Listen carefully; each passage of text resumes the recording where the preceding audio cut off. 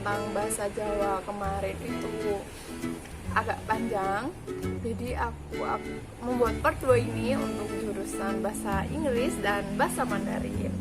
Yang pertama aku akan menjelaskan jurusan bahasa dan sastra Inggris. Jadi bahasa dan sastra Inggris ini memiliki dua prodi, yaitu prodi pendidikan dan prodi sastra. Aku akan menjelaskan persamaan dari kedua prodi tersebut ya. Jadi matkul utama dari dua prodi tersebut yaitu speaking, grammar, listening, dan writing. Itu adalah persamaan dari kedua prodi tersebut, yaitu pelajarannya sama, intinya sama gitu. Nah, kemudian kita akan beralih ke perbedaannya. Nah, kalau pendidikan kita akan setengah itu kan belajar bahasa Inggris. Nah, setengahnya itu kita akan belajar menjadi kayak guru gitu loh, kayak pendidikan guru, pendidikan menjadi guru kalau pendidikan. Nah, kalau kalau sastra Inggris, kata temanku itu dia kayak pelajaran tuh analisis drama, analisis novel, debat, dan banyak pelajaran linguistik. Nah, itu perbedaan dari kedua prodi dari Inggris ini. Nah, teman-teman mungkin banyak yang nanya, wah kalau jurusan bahasa Inggris pasti bahasa Inggrisnya pinter deh. Itu bukan sebuah patokan. Jadi kalau kalian pengen masuk bahasa Inggris, maksudnya jurusan bahasa dan sastra Inggris, kalian tuh tidak perlu juga, tapi jangan, pokoknya kalau kalian pasif atau basic, udah punya basic bahasa Inggris tuh kata temanku nggak apa-apa. Jadi kita akan di sana itu mereka akan diajari Inggris dasar, tapi nggak dasar banget, karena kita kan sejak sekolah SD, SMP, SMA kan udah ada basic walaupun pasif. Nah, di kuliah itu adalah tempat untuk mengaktifkan bahasa kalian bersama teman-teman. Tapi menurut teman aku sendiri itu dia bilang gini, sebenarnya dia itu kalau di kamus itu nggak begitu mengaktifkan bahasanya. Jadi dia itu mengaktifkan bahasanya itu dia mencari teman-teman native speaker, yaitu seperti kayak orang Inggris, orang Amerika, melalui aplikasi banyaklah online, aplikasi kayak Tantan, tapi kan yang lain, pokoknya yang bisa berteman dengan native speaker. Jadi itu adalah salah satu cara teman aku untuk mengaktifkan bahasa mereka. Sekian sekilas info dari jurusan bahasa dan sastra Inggris. Kemudian kita akan pindah lagi ke jurusan bahasa dan sastra Mandarin. Jadi setelah kita membahas bahasa dan sastra Inggris, kita akan membahas bahasa dan sastra Mandarin.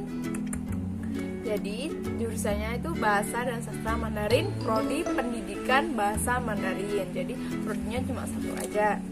Jadi ini berdasarkan aku nanya ke teman aku, anak Mandarin, tepatnya angkatan 2017. Jadi ini pengalaman dia. Jadi ingat ya, ini tahun 2017. Jadi mungkin kayaknya dia nggak tahu angkatan 2018 atau 2019 gimana.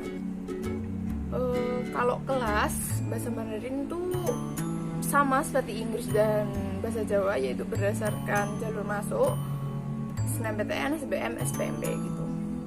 Kemudian apa sih matkul utama dari bahasa Mandarin? Seperti bahasa-bahasa yang lain, bahasa asing yang lain, yaitu matkulnya adalah membaca, menulis, dan mendengarkan. Jadi ada 3 inti dari pelajaran bahasa Mandarin. Jadi kayak seperti bahasa Jepang, bahasa Mandarin juga misal ya semester 1 dia membaca 1, maksudnya tingkat 1, terus menulis tingkat 1, mendengar tingkat 1, terus dia naik semester itu bisa ganti membaca tingkat 2, menulis tingkat 2, mendengar tingkat 2. Jadi bertingkatannya banyak sampai dia semester akhir gitu kalau bahasa Mandarin. Kemudian buku-bukunya Mandarin gimana sih? Buku-bukunya Mandarin itu dapat langsung dari dosennya. Jadi kayak teman-teman aku tuh biasanya ngeprint materi dari dosen. By the way, buat bahasa Mandarin ini sedikit spesial menurut aku di fakultas. Jadi mereka itu langsung diajar oleh native speaker, tidak seperti bahasa-bahasa yang lain. Walaupun bahasa asing, ada bahasa Jerman, bahasa Inggris, bahasa Jawa, cuma bahasa Mandarin yang diajar oleh native speaker. Dan temenku kalau apa ya, manggil dosen dari native speaker tuh lause gitu, bahasa Mandarinnya guru. Jadi dosen dari Cina ini kenapa sih menurut aku ya, kenapa sih kok langsung native speaker? Menurut aku bahasa Mandarin itu kan susah. Terus kalau native speaker tuh mahasiswa bisa meniru logat asli dari orang Cina sana.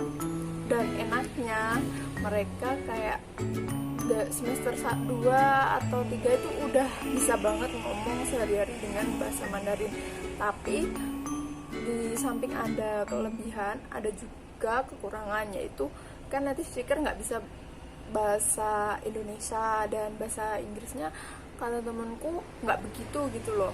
Jadi mau nggak mau kita harus pakai bahasa Mandarin, itu adalah kelemahannya. Kalau kita nggak bisa kan, kalau maba gitu kan nggak bisa, ya gimana gitu.